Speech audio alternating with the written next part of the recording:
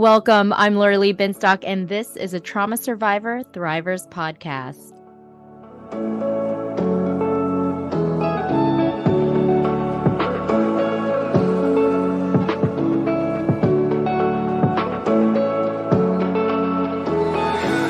Thank you for joining us for the premiere of Season 5, and I'm proud to announce that we are now part of the Mental Health News Radio Network. This podcast is also available wherever you get your podcasts, but I do suggest checking out Mental Health News Radio Network to find all your podcasts related to mental health. So let's go ahead and get started. For many, there are just as many lows as there are highs when it comes to parenting, and unfortunately, parental depression is a pervasive problem, and a large and growing body of research shows that it is a major risk factor for difficulties in a child's life. One of my favorite topics when it comes to healing is psychedelics, so I am very excited about my first guest of the season to talk about Moms on Mushrooms. My guest is Tracy T., founder of Moms on Mushrooms. Tracy has been an active voice for moms for more than a decade, first co-creating and starring in the nationally touring cult hit comedy show for moms, The Pump and Dump Show.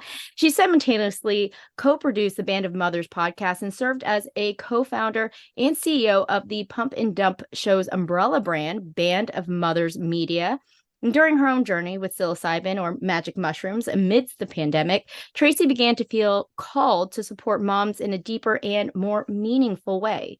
In 2022, she launched an online microdosing course created exclusively for moms called MOM, or Moms on Mushrooms. Tracy, thank you so much for your time.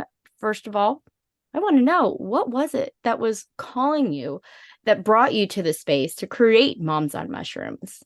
Oh, thank you. Thank you for having me. I am so delighted to be here and talk about this.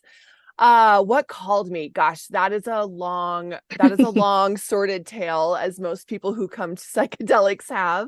This is true. I would say it's probably three things. One, my own spiritual journey and the way that it was progressing and asking me to go deeper in my own personal healing. Two, my love of plant medicine in general, not even psychedelic plant medicine, but my love of plants and the healing of plants. I've been working with plants for probably a decade, whipping up my own teas, my own tinctures, my own essential oils. My daughter's very tired of me shoving things down her throat when she's sick that don't taste great. And so this was a natural calling, probably inevitable. And three would be my deep understanding and admiration for mothers and the struggles that moms have in this modern age. And I would say like the modern Western mother in particular, because that's what I am. And having seen firsthand doing a cheeky comedy show called The Pump and Dump Show and traveling the country, hearing mothers' stories and understanding that the comedy that we were putting out on stage was actually bringing moms together and giving them permission to laugh about the things that we all had in common and admit that maybe everything isn't sunshine and rainbows. And I guess I would say, and number four was the good old COVID and the lockdowns and the grief and loss of losing that business. My live entertainment business just fell through our fingers in a matter of days after working, blood, sweat, and tears, and every last penny my business partner and I, both of our families had to put into the business, seeing it rise to, expectations beyond our wildest dreams, and then watching it crumble like in 2 weeks and having to lose everything. Was a very big, palpable loss, as I know many people experienced. And then you add on top of that, like the horror of having to like explain what is happening in the country to your child, watching her struggle with online school and just everything that came with it, really fast-tracked my own spiritual awakening. And the little beings of light, these magic mushrooms, just showed up. And we're like, okay, Trace, we're doing this. And I said yes. And it was best thing I ever did. I also microdose. But, it's funny because a lot of people are like, oh, there's not enough research out there for it. And I feel like, a lot of it's anecdotal. But I feel like that's where it's the most important, right? Because if I'm feeling, because I mean, I struggled with trauma, and I feel like a lot of parents who struggle with trauma, it's so much harder to parent. It is. It's so much harder to parent. Yeah. And I feel like these microdoses have changed my life. I mean, prior I was on Zoloft, and I was on another medication, SSRI, as well as Adderall. And now I'm not on any of those things. And I really chalk it up to the psychedelics. I feel like I don't have to be on this concoction of medications now. And so I feel amazing about it. But what do you answer? What do you say to those critics who are coming to you like, Yeah. this is just Placebo. you're just getting high. Yeah. Or first of all, yes, you're just getting high, which you don't even notice it. But Right. I'll We're let you not talk high. about that. We're not Yeah. high, or you're trying to numb yourself, which Yeah. I'll let you get into that. Yeah, no, I think like in terms of not enough studies, I mean, listen to your story, right? You were on all these things that you probably really believed that you needed, and you probably did need to help manage how you showed up in the world. And then you weaned yourself off them, and you replaced them with this one single, or psychedelics, microdoses, and small and maybe large journeys inside of that as well. Mm-hmm. But you notice a palpable difference between like who you were then and who you are now, and how you showed up then and how you showed up now, how you dealt with things then, how you deal with things now. How many clinical studies do we need to believe you? I choose to believe mothers. I choose to believe you. I choose to believe the thousands and thousands of people on this planet who have watched their lives like open up like a lotus flower and change before their eyes. I choose to believe them. And if we're all just being duped by a placebo, but we're healing, okay.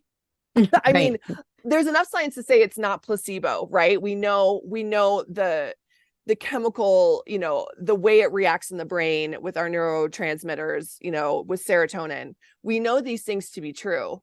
Whether or not we have this, thousands and thousands of people doing a clinical study on microdosing, which by the way would be almost next to impossible, because how do you do something day after day and account for exactness over everybody, right? Like there's so many quantifiers that go into, I would say like successful microdosing.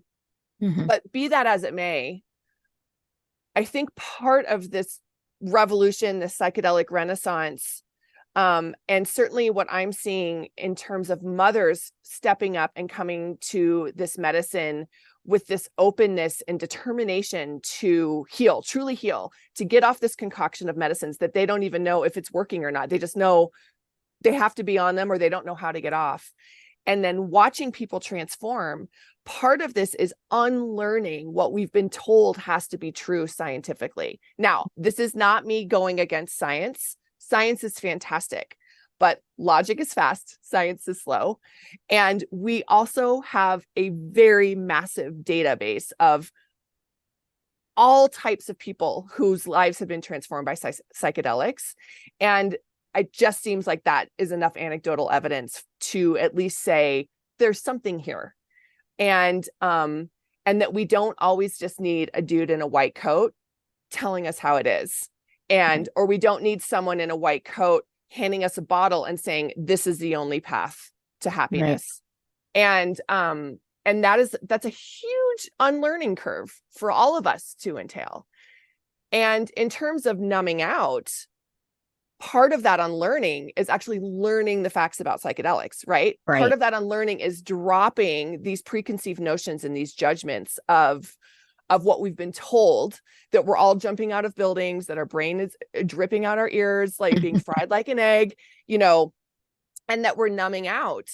And the numbing out part is the funniest to me, because if anyone is if you've microdosed for a week, like there's no question in your mind that the one thing that you are not is numb.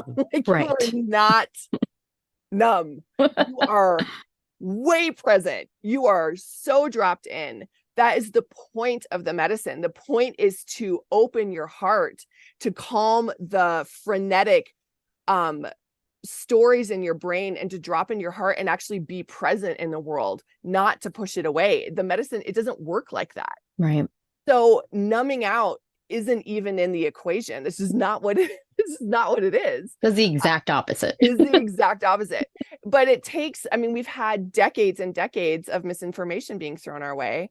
And then you add on top of it the cultural stigma and the cultural acceptance of mothers who do numb out, right? Like that's the one thing moms are allowed to do. Oh, she can have her glass of wine. Right. Oh, wine play dates. Oh, mommy's little helper. Just let her take her Valium with her martini in the afternoon. Like she needs a little something. And so we're going to allow her to have that. We're going to allow moms to be just like a little sad because we know it's hard, but no actual like, let's get these women back online. Let's let them show up as their majestic, magnetic selves. Like there hasn't been any of that conversation culturally ever. And so our natural inclination is to say, oh, all these moms are microdosing. They're just escaping their problems because that's what we've all been told that we're allowed to do. And it's just not true. It's not true. I mean, even when you do long journeys, like, and you know, the whole idea of, oh, it's addictive or whatever. I mean, nobody wants to take a large amount of psychedelics every day. I mean, that's just wild. Like it literally drops into like kind of the deepest parts of your soul where you're like, I need to clean out all of, like you said, the noise, the things that people said they say are what you're supposed to do.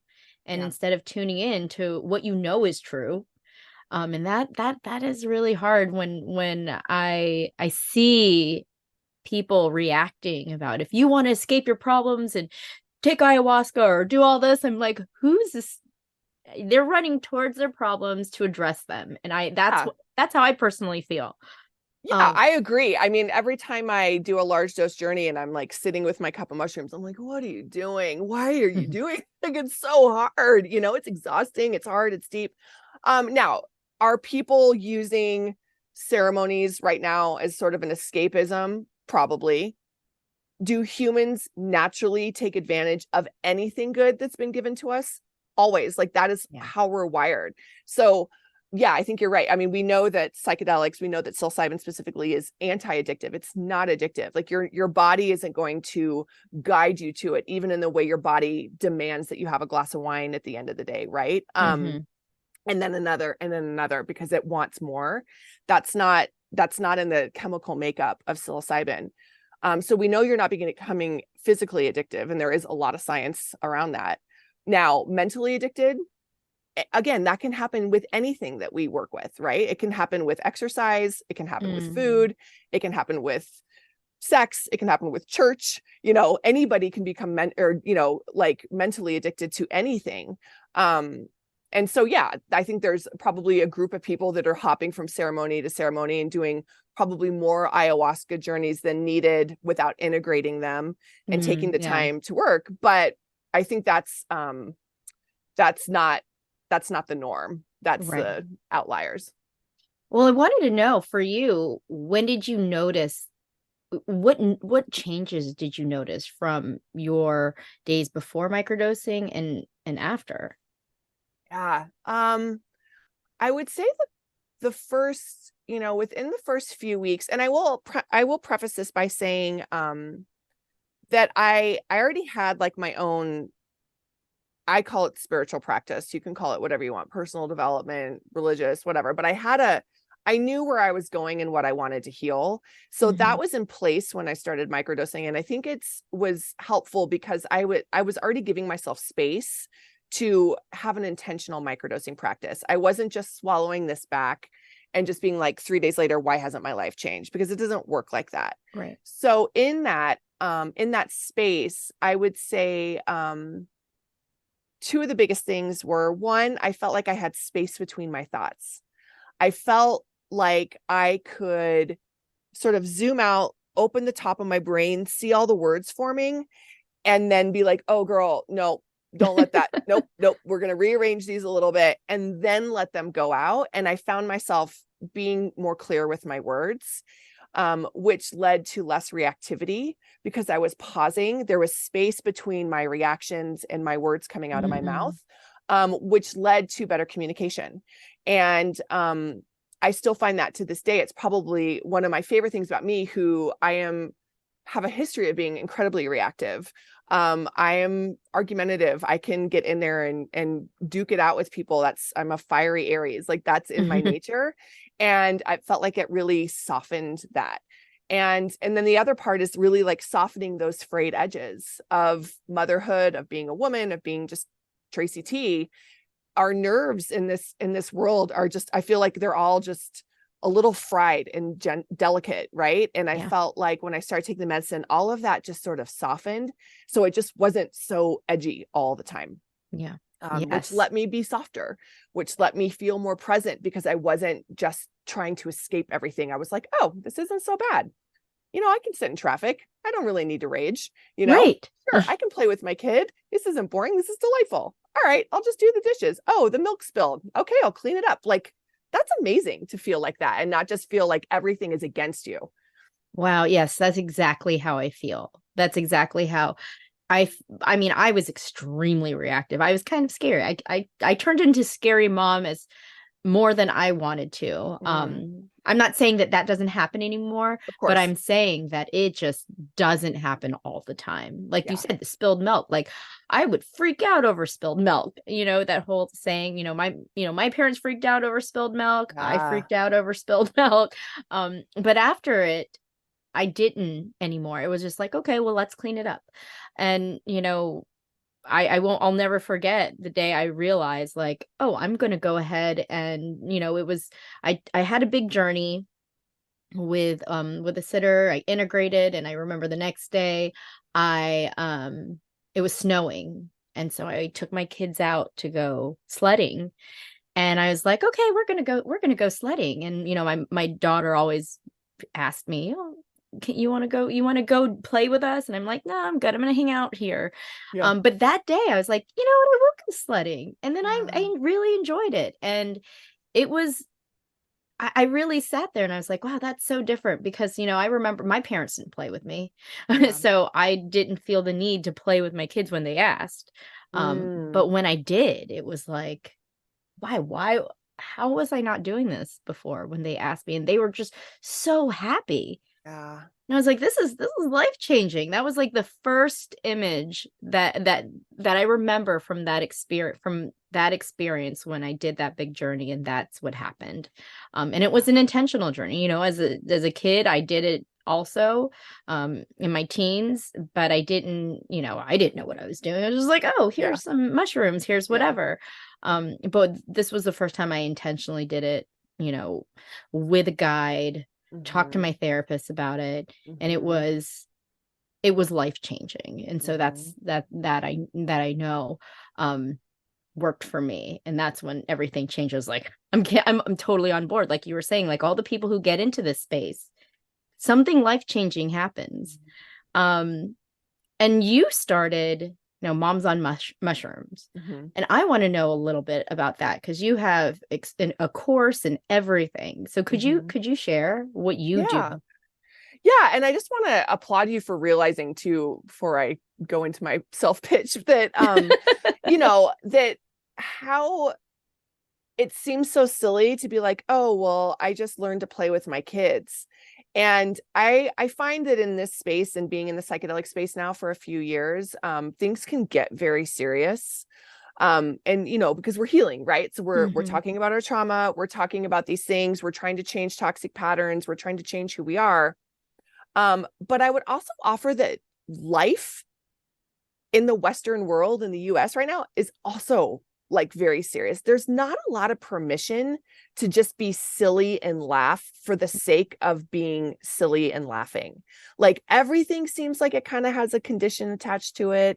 A lot of things, it's like, oh, I can play with my kids, but I have to capture this on camera. I have to post it and show everyone that I'm playing with my kids. There's no, I feel like in our culture, spontaneity and ease of just like doing something for the sake of doing it because it's freaking fun is falling away. And as mothers, a lot of that pressure falls on our shoulders. And I talk to so many mothers who are just like, I don't know where my joy went. I don't know where it went. I don't remember the last time I've actually laughed. You know, a lot of moms who come to Moms on Mushrooms, like they're not smiling. And I think that is just a culture that's too fast, too hard, too expecting, too overstimulating, and too much pressure. And we just stopped going sledding. Yeah. And it's like a real bummer.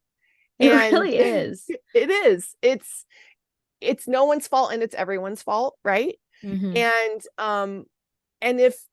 if doing a journey and taking, let's say, 8 hours for yourself to go deep, to open up your heart, to open your mind, to rework some things, brings you to that, like, how is that bad? How is that bad at all? Like, I think it's bad that it's not well known. Yeah. Known as it should be. Exactly. Or judged the way it is. And so that's why I started Moms on Mushrooms, because having done the show for so long, you know, a lot of our show was after the show where we would take photos and just listen to the stories of mothers. And we did this comedy show and we would talk to moms who would say, this is the first time I've been out of the house or just out with another friend in years, 3 years, 4 years. Don't even go out, not even have permission to go out, let alone laugh. Right. And, we'd see women say like, okay, I got to go out and I came to the show and here's all the text messages from my husband, which are like, where the F are you? The kids are effing this, like, get the F back here. And we're just like, oh my gosh. And then stories of loss, stories of children, of disease, of death, of grief, everything, you know. Shayna and I used to cry ourselves to sleep sometimes after shows, like listening to stories of women. So when I started healing with this medicine and didn't have the show anymore, what was shown to me is that what the comedy show did to bring mothers together through laughter, we're in a different space now. After we went through this portal of 2020 and all that COVID entailed, we're in a different space. And now I truly believe that moms need to come together and we just need to start talking. We need to unlearn the competition and the mistrust of other women. We need to be able to talk to each other. We need to redefine what community actually means in this modern world. A lot of community is on Zoom now, and that's okay because we don't live in pockets like we used to. And I believe this medicine is just, it's here right now in such a big way to bring us together, to recreate that web. And in my little corner of the space, I believe that it is life-changing medicine for mothers who are in deep distress right now. And so the whole point of Moms on Mushrooms is just to be that web that can grow, to bring moms together, to create a safe space where you are seen, you are heard, you are held. And if you feel called to work with this medicine, it will be done in a safe container. You will have access to other people. That's what our 3.5-month course is. And you will work with other mothers and you will create your own intentional practice. And in that, you will unlearn that this isn't a prescription, that this isn't like a protocol or a 30-day challenge, that it's a co-creation and it's a practice that you can have for the rest of your life. And then we also have a community, like a private membership community. I kind of call it Facebook for Moms on Shrooms, where it's all off social media. And it's just a place with no influencers. It's not me at the helm. There's no gurus. It's just a place for moms to ask questions and learn about this medicine together. Because I don't, yes, there's a lot of science to it. And yes, there's a lot of science and research that should be done. But also it's like, it's not really rocket science. Like once you understand some of the basics, which is why I wrote a second course that's self-paced called Microdosing 101 for Moms that just sort of explains everything. Once you get the basics and you're using it safely and intentionally, you can learn from other people. And that's like what people do. We learn from each other, right? We listen to each other, we share our own experiences, and we make our own sovereign decisions. And so that's what it is. It's we have 3-month beautiful online courses. We have self-paced courses, Microdosing 101 for Moms. I'm just about to launch Journey to Ceremony. That's all about preparation, research, participating in and integrating a large dose journey for mothers through the lens of being a mom. And then we have a membership, a private community. Oh, wow. That's incredible.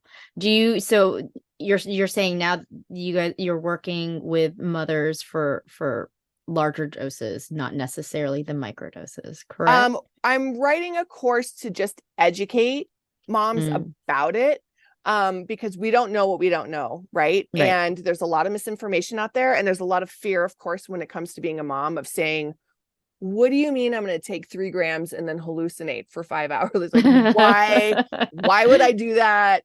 How do I do that? How am I safe? And there's a lot of unsafe practices that are happening out there as this explodes. So I feel very compelled to just explain things, explain the science, and explain how I found my way to start doing journeys in a way that is safe and intentional.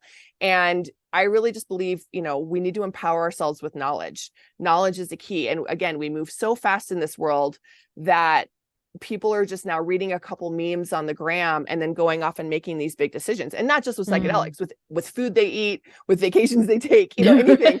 And I think we just need to slow down. I mean, psychedelics, psilocybin, it's slow medicine. Hmm. So the course is really geared around that. And yes, long term, as mom continues to grow, absolutely providing a safe place for mothers to do high dose journeys is absolutely a dream. And we'll get there. We'll get there someday. Awesome. Well, what is your mission? What do you hope to accomplish in the next few years? Um, so my vision has always been that we need 1 million moms to stand behind this medicine. I think when mothers stand behind anything, and we've seen this proven in history, change happens. And Hmm. if moms can come out and stand behind this medicine and say, this is healing, this is helpful, this is supportive, we're doing it safe, and we have 1 million mothers stand behind it all together, proudly, not ashamed, like, it'll be illegal. And Yes. also, there will be no war. Like, it'll all be fixed, Oh my gosh, if that were, I mean, what a dream. What a dream. What a dream. What a dream. And you said millions of moms.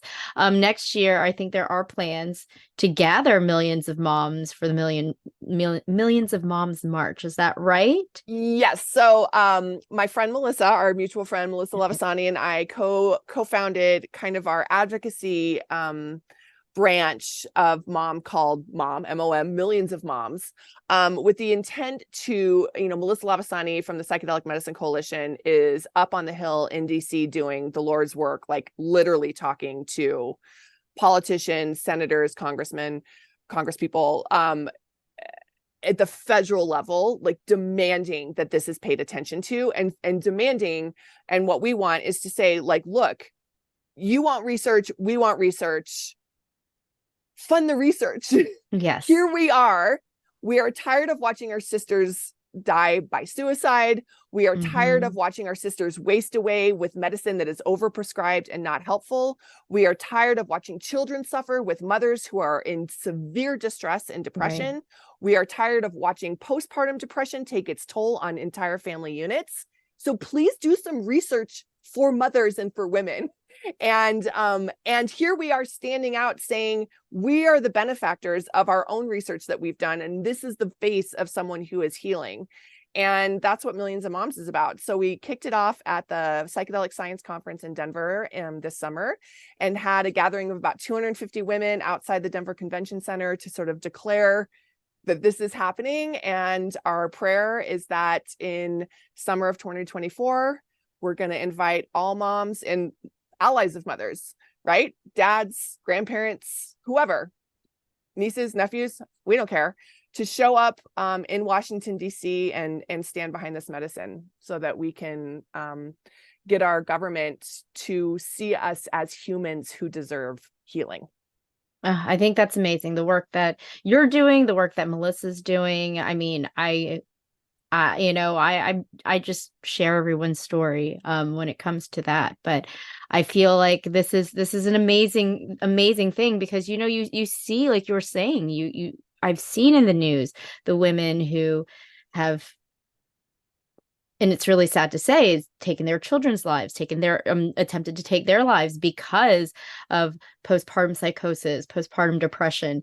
And I feel like we're not talking about that enough. I know it's a really hard thing to talk about, but these moms are on, who have been in the news. We're on Zoloft and and all of these different medications, SSRIs, and no one's talking about what psilocybin microdoses can do, or even big journeys can do. And I think that is such a disservice to moms. And so what you're doing here is, elevating that conversation, getting this many moms to talk about it, I think is just incredible. And, you're doing God's work as well. Well, what we're also not talking about is the safe and responsible use of SSRIs, right? Like, I think there's absolutely a place for that medicine. It's been life-changing and healing for many, many people. But most doctors are not giving most women that I see exit strategies. It's a life sentence. It's take this, you're broken, take this, it'll help. And there's no discussion of what's underneath the brokenness. Let's get to the let's get to the root. Like, what's the root of addiction? Let's not judge the addiction. Let's judge the root. Like, let's get underneath and talk about what got you to this place. And let's hold you and see you and take care of you, and use this medicine, whether it's psychedelics or an SSRI. Let's use this medicine as a temporary support system to get you through to the other side, which is your best self. And we're not looking at humans in a holistic way right now. We're looking at them as numbers who are one-dimensional with a one-size-fits-all fix. And we're not saying that this is temporary. And I think that's the problem, because now we're seeing, mothers again on one, if not many, SSRIs, Adderall, ADHD medication, a cocktail of things with no clue how, why, or when they will ever stop taking it, or how it's all working together, or even really an empowered space of what it's doing to my body. Yeah. Well, I do appreciate you bringing up the SSRIs and how they can be helpful and how they can play a role. Because for me, when I went into treatment, I went in for 31 days and I came out, they had me on SSRIs, and I think I needed to be on SSRIs in order to put out all the fires. Yes. Then then find a way, find that exit strategy. And I think that that does need to be discussed, because it was helpful. But no one did talk about an exit strategy with me. It was kind of like, okay, until my hair started falling out. I was like, I need an exit strategy. Until my hair started falling out. Like, who said that? I know. I mean, come on. Like, I know. It's like, what's happening? And so it's like, this is causing me a little bit more trauma and depression right now. So yeah, and being able to get off of that was just life-changing. And the Adderall, I had been on Adderall since I was 12, 13 years old, and to be able to get off of it finally, after it was my second big journey off of from psychedelics, because I did, after my first journey, it was like I was off of the SSRIs, and after my second journey, I was off of the Adderall, and I haven't looked back, and I'm like, wow, I can't believe how different my life is, because there are times where I couldn't sleep because I was taking the Adderall. And it was hard. Like, after a few days, it was just too much. And so what I love about the microdosing is that it's sub-perceptual. You don't, I feel better. I feel like I can be responsive versus reactive, and still be able to focus. What? Like, that was, and your hair's not falling out. And my hair's not falling out. I know. It was just like, I need your hair looks amazing. Yeah, no, it is. It is miraculous medicine from where I sit. And it's not for everyone, and it is not a quick fix. It is slow medicine. I think one of the biggest challenges in my community right now is mothers judging themselves according to other people's processes in the way that they're working with the medicine. And then also being impatient and resistant to change, to actual change. And that is where support comes in, because if you feel yourself changing, if you feel yourself saying, I'm going to go from, I was A and now I'm B, and you're not supported in that, you're likely not going to go to B, because the change is going to be destabilizing, not only to you, but to the people around you if they're not supportive. And so we judge ourselves against these parameters, whether we're not changing fast enough or we're changing too fast. You know, we're feeling too many feelings, so I need to go back on my medicine because there's too many feelings happening. There must be something wrong with me. Again, it's all unique, and it's so multi-layered. It's multidimensional. We're working with multidimensional medicine. And it takes a lot of unlearning, and it takes a lot of patience. Yeah. It And takes an a lot open of mind. trust. Yeah. Yes. And an open mind. Yeah. Yeah. Because I feel like if you're just like, oh, this isn't going to do anything, this is just, you're literally fighting it. I feel like you're really, because, you know, the medicine provides, you know, new neural pathways. And if you're resistant to that happening, I feel like it's not going to work out for you. And you That's may what's not gonna be even there. know you're resistant. I mean, Yes. gosh, I mean, I just you know, my best friend, who's like an amazing spiritual coach, we talk, you know, she talks about the spiral, and a lot of us talk about a spiral of healing, right? Like, it's not a linear path. Right. And I feel like I just spiraled right back to the beginning of the race, and I'm like right back, like dealing with a bunch of stuff that I just haven't uncovered, you know, that I haven't like gotten to the root of yet. And so I'm kind of in this hermity, darker space right now, really looking at myself. It's not fun, and it's not easy. It's exhausting. But I'm also, this word, I never really understood it, but I'm resourced now, right? I've got a group of friends who can support me. I've got women holding me accountable to myself because they want me to succeed. I've got people who check in on me. I've got a partner who speaks my same language, who supports and wants me to be better. And I'm very, very blessed with that. Like, very, very blessed. Wow. And I've given myself permission to look at this change, which means Tracy isn't numbing out. Tracy is laying out here in her cabana on this futon, meditating and crying until she gets to the root of it. And I'm allowing space in my life to do that. And that is fully supported by a microdosing practice. But it all works together, and it's hard. Wow. Yeah, it's all integrating everything, and having a support system is so important. It's so important. So if there are moms who are out there and they're like, well, where do I get this stuff? Where do I get this stuff? Where do I get this, not where, you know, the knowledge that you provide? Where do I go? Well, for education, you can go to momsonmushrooms.com, and we got you. And you know, if you feel like a course is calling to you, then we have you fill out an intake form, and then you have a free discovery call. So we have an actual person-to-person conversation to make sure that, like, walking into this is a good fit for you. If you tried to Google psilocybin and got real scared, or tried to follow hashtag psilocybin on Instagram, which is a terrible idea, or microdosing even, and you're just like, no, we have a course for that. It's $40. I think it's $30 on sale right now. Wow. That you can read at your own pace, and just sort of, again, it's like from one mom talking to another. And if you just want to, like, hear from other moms who are experiencing it or have the same questions, like, just join our community and just kind of drop in and ask questions. There's kind of something for everyone. And when our real goal is to just meet moms where they're at. Amazing. Is there anything else that you would like to add? Gosh.